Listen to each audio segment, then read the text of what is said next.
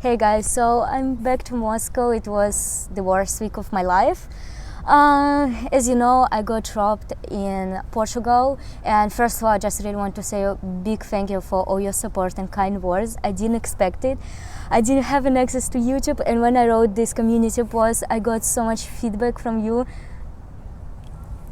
I have no words. I'm just super thankful because after it, I start feeling a little bit better, and also I'm really thankful to all my YouTube colleagues who start spreading this information. Just really, I have no words. Thank you so much. I'm just super happy that I have such a great community around me. And so basically what happened, on Sunday I'm waking up. I was super excited because it should be my first session with surfing, and it was a long dream of mine, and I should have come to surf in Portugal like in the morning. And I'm waking up. First of all, what obviously I want to take, it's my phone. I don't see my phone next to my bed. I was like, okay, that's strange, probably it fell down. I'm trying to go looking down, and there is also no charge. Then I'm looking on the table, there is no laptop, there is no camera. I panicked, I started running to the door was open. And since I'm living alone, I always, before sleeping, I'm checking if I close the door. So 1000% I'm sure that I closed the door that night. And I'm just super in panic. I can't believe that this is all happening. I'm just in my pajama, I'm running outside, and it wasn't touristic side of Lisbon. There was some grunt that I was like, please call police. He doesn't understand me, he doesn't understand police, like the word. Then there was another guy with the car. I was like, please, police, can you call police? He also doesn't understand me, and I started panicking. I was like, police, no one understands me. And then he understood, he called the police, we were waiting. Then there was another guy. I asked if he speaks English, he said yes. Then I explained what happened, that I woke up and there is no my stuff.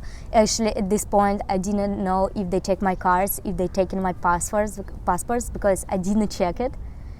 And we were waiting with police, like these three men, they were staying next to me, they were trying to calm me down. It was like, you're healthy, it's like, everything will be fine. Then police came, they came like to the apartment. They started like, I started explaining that no phone, no computer, like they stole everything.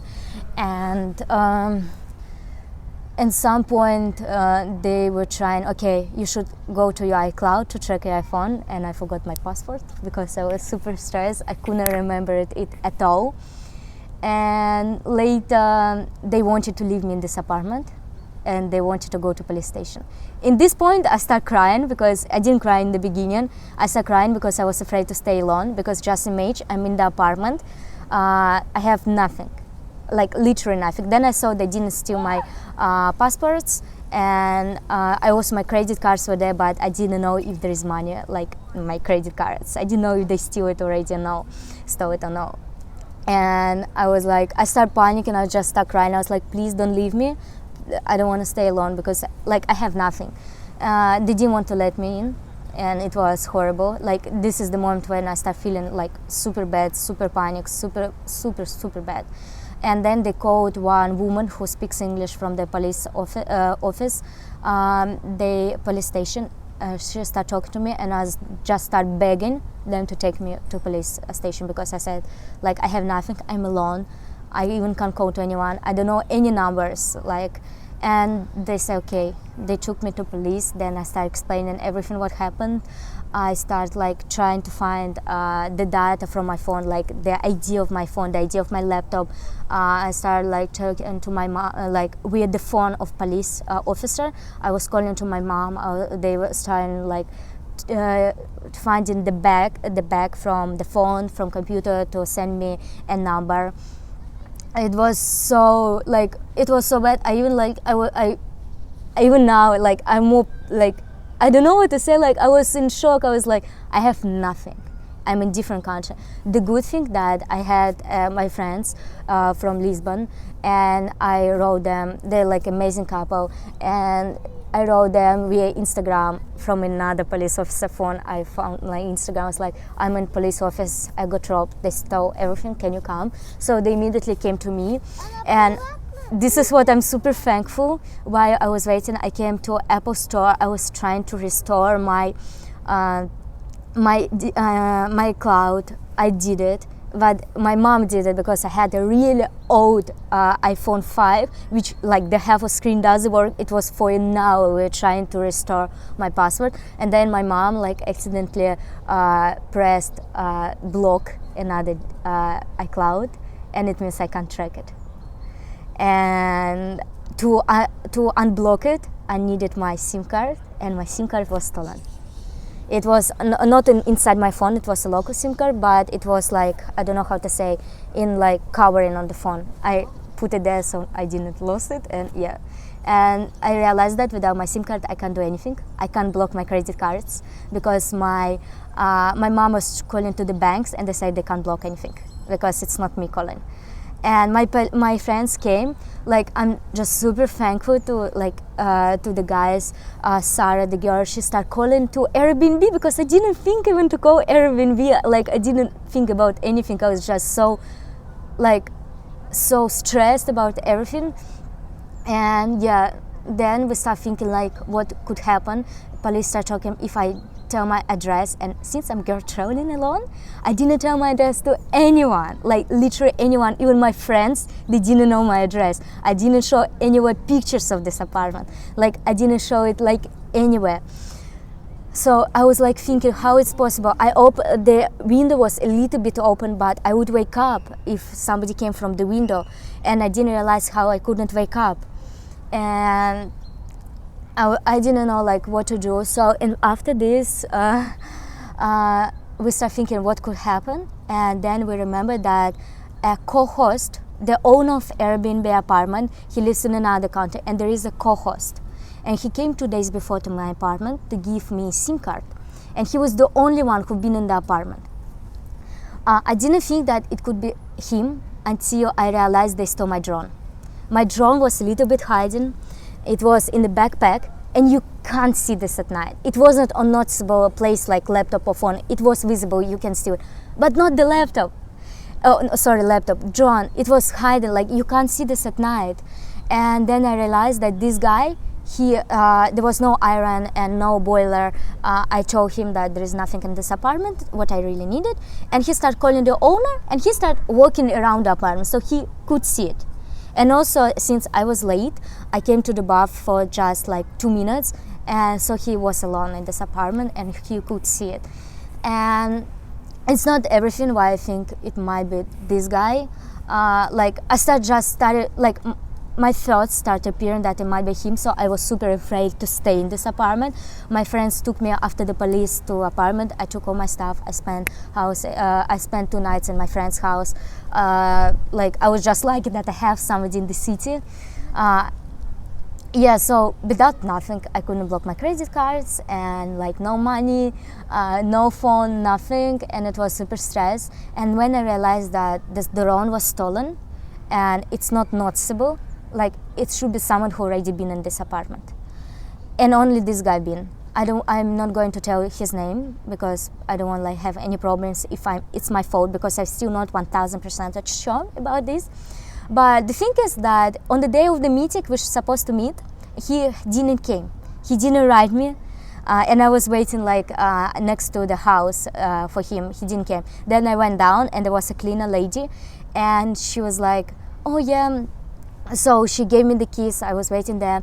Then she called him because I asked the SIM card, which should I buy, and he promised to bring me the next day.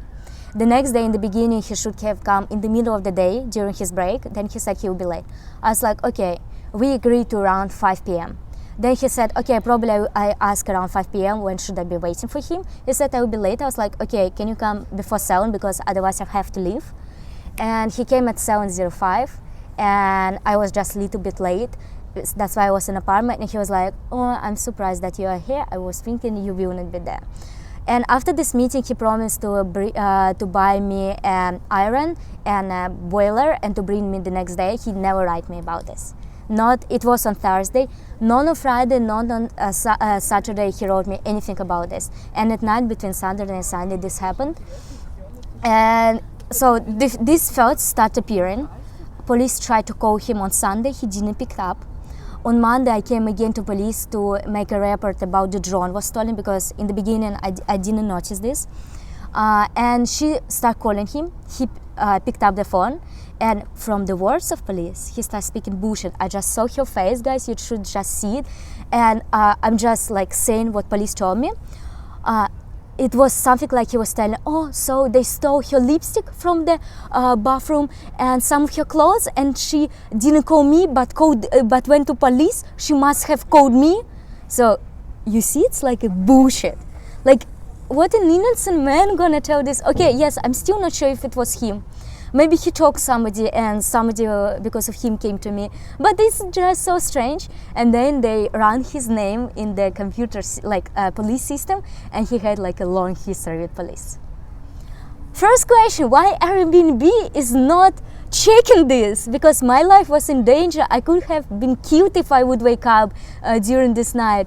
And like, this is the fault of Airbnb that they didn't check. But that's not everything. The apartment was located in the basement. It was a normal apartment, and it's illegal. Later, I didn't know about this, so that's why I was like, okay, that's strange, but I didn't know. It's like, basement where you keep maybe shops, or maybe some, not even shops, but maybe some, put some stuff there. So it's not the apartment place. It's for things, and I didn't know that it was illegal. Later, police told me that it's illegal. Also, they told me that there was no, how can I say it, no ventilator, not conditioner, but like air system that should be in the kitchen, otherwise there could be fire. That's why I opened a little bit the window, because I didn't have an air to breathe. It was like super, like no air. And it's also illegal. Once again, why Airbnb is not checking the apartment if it's so illegal? Like, when I book an Airbnb, the apartment costs more than €1,000 per month when you pay this amount of money, and you expect that Airbnb is checking this. So my friends, Sarah, she started calling to Airbnb, and in the beginning they said they will return me all the money. Truth to be told, they offered me €250 to stay for 2 nights, for a few nights before my flight back to Moscow. Like, they were ready to pay for the hotel. It's true, but I stayed with my friends because I was afraid to be alone. But later, I started writing to Airbnb. I returned to Moscow. I wrote them a huge message about everything that happened, why I'm thinking this is the co-host of Airbnb. I asked, okay, I'm not so sure, but you should investigate this. I said, okay, you must return me all the money I paid for the apartment. And you know what? Because of cancellation policy, they literally sent me from this amount €14. Like, what the fuck? €14, guys. I have no words. It's like a slap in my face after all this situation. And I told him that you must be responsible for the things that were stolen from me. They didn't tell anything about this. Everything that the guy from Airbnb wrote me, it was like, we will, after investigation, we will discuss about the refund of your staying there. I have no words. Like, I just have no words. Like, the worst thing is the behavior of Airbnb. First of all, they didn't check the apartment. They put my life into danger, and now they even don't return me money for okay stuff. Okay, but at least the amount that they spent for 1 month. True, I spent in this apartment just 4 days before everything was sealed. So you see, it was like super strange. Like, I'm attaching the police report, so I want to be really open to you about that. I'm telling the truth, and it was the worst days of my life because I stayed in another country without my phone, without like literally anything, without money. I felt horrible, and because there is nothing I can do without my SIM card. I needed urgently return to Moscow. The plane tickets were expensive, and like, it was a nightmare. And the worst thing not the worst thing, but like, the worst thing is just they've been in the apartment while I was sleeping. Like, somebody been in my apartment. I don't know if it was 1 man or 2 men. They've been in my apartment while I was sleeping. It's like, oh my God, I have no words. I feel so insecure and unsafe now. I returned back to Moscow, and there is a lockdown. And it makes everything super complicated, like, about everything. And now also, how much I dreamed to visit Portugal, how much I dreamed to be there, to live there. When I came, I was so happy. The weather was perfect. And when I came to Moscow, it's like so gray, so cold. I was wearing my winter jacket, and now it's sunny. Like, today, it's a Saturday. But I have no words. Like, really, it was one of the worst days of my life. I'm super thankful to my friends in Lisbon who really supported me, and I don't know what I would do without them, also my friends. And guys, I'm just so thankful to you that I know that after my colleagues told about this story, you start sending me donations. I didn't expect it, and I was just like, you really, I have no words. Thank you so much. It means a lot. It will like help me to buy new stuff, and just, I don't know, I'm super glad for the community around me. You're the best. Thank you so much for your support. Thank you for all my YouTube colleagues who said about this information, who helped me also a lot. I hope like now I just want to return money from Airbnb, because it's their mistake that they put my life into danger, so they must return me at least refund for the money I spent for this apartment, and I will do my best to get it. And that's it. That's the story, and I'm telling this now. I still can't believe that this has happened. But shit happens, and at least I'm safe, I'm healthy, I'm with my family, with my friends now. This is the most important, and I really hope that none of you will face this situation. Just, guys, really hope everything will be fine. So thank you so much for listening.